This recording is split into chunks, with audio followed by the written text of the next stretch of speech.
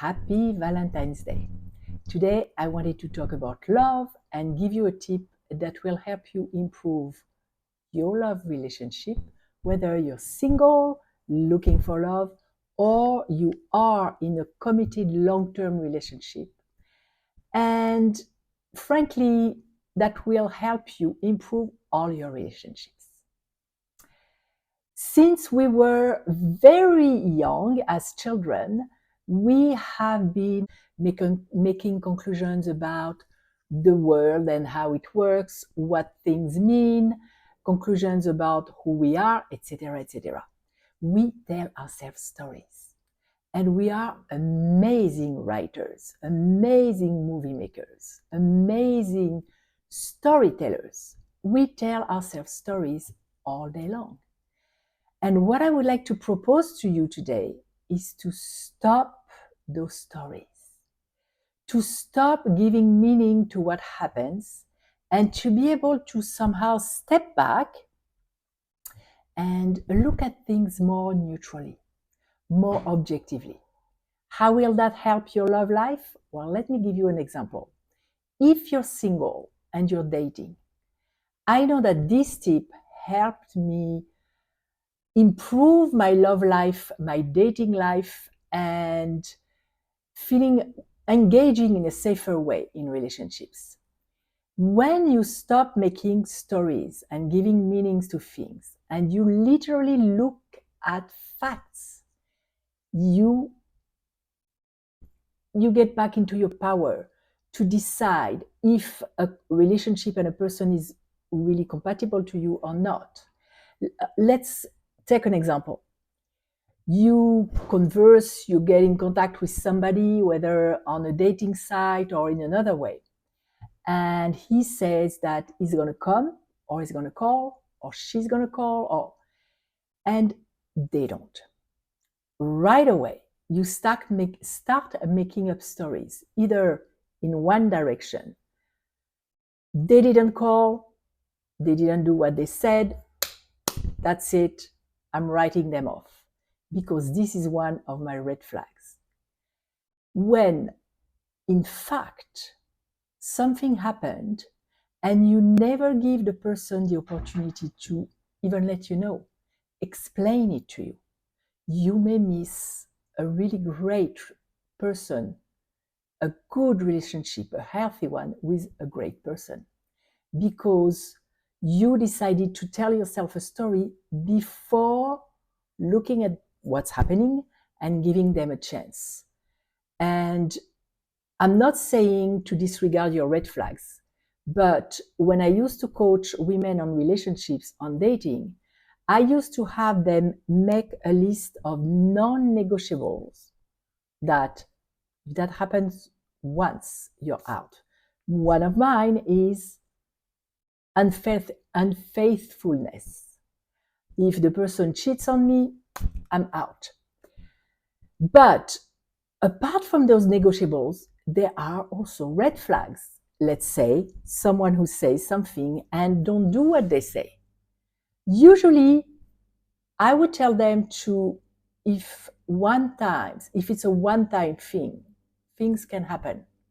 One red flag, pay attention.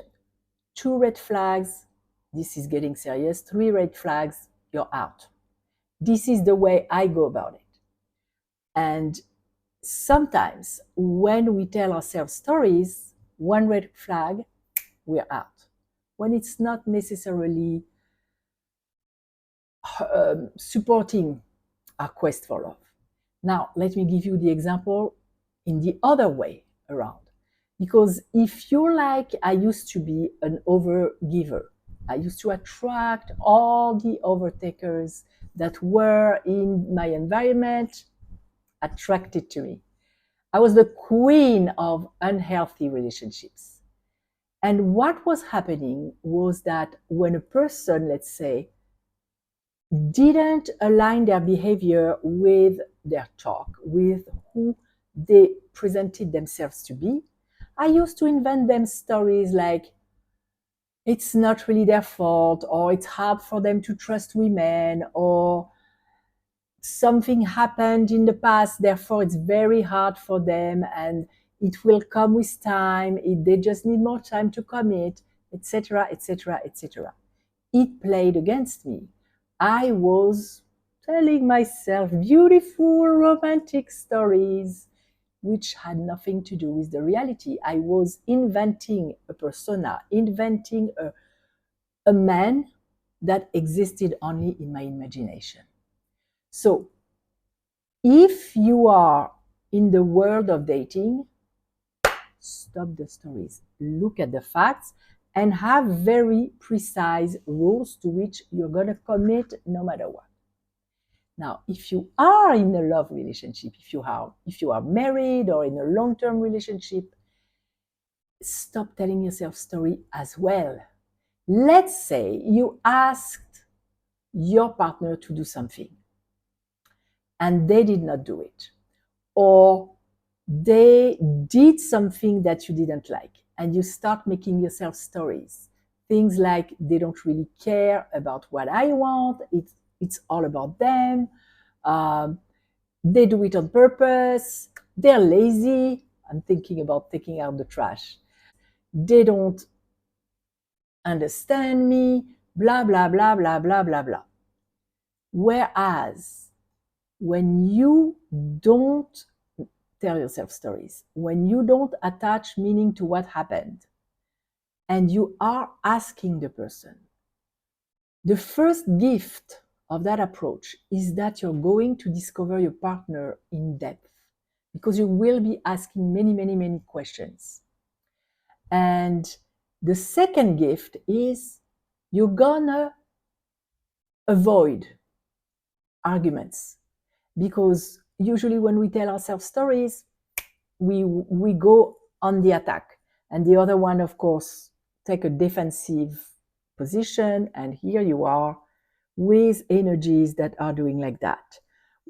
If you don't say anything, if you just ask, where did they come from? And that works a lot, where that works very well too with our teenagers. I've been doing that with my teenagers and with my kids now that they're adults.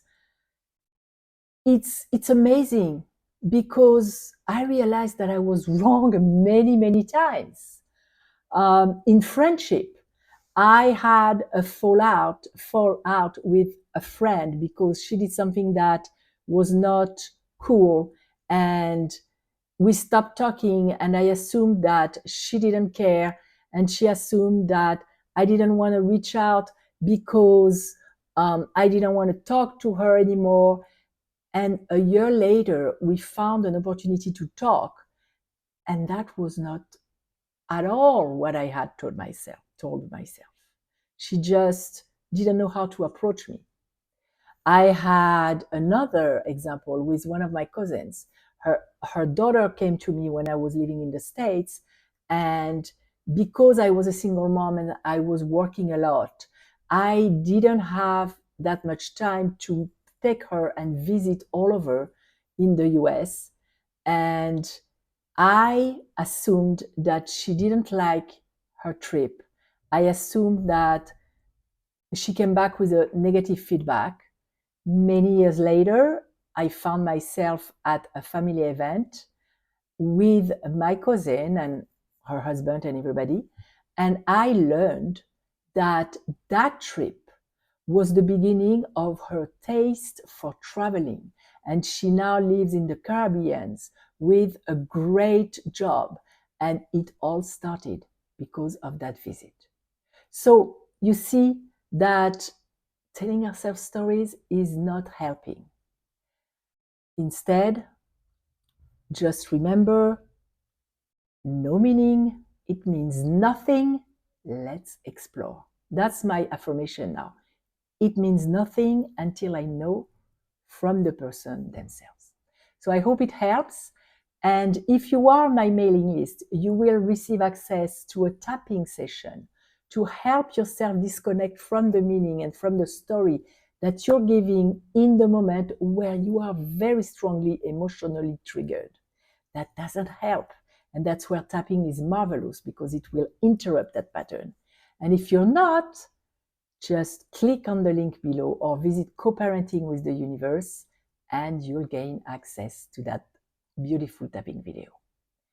Until then, have a wonderful Valentine's Day and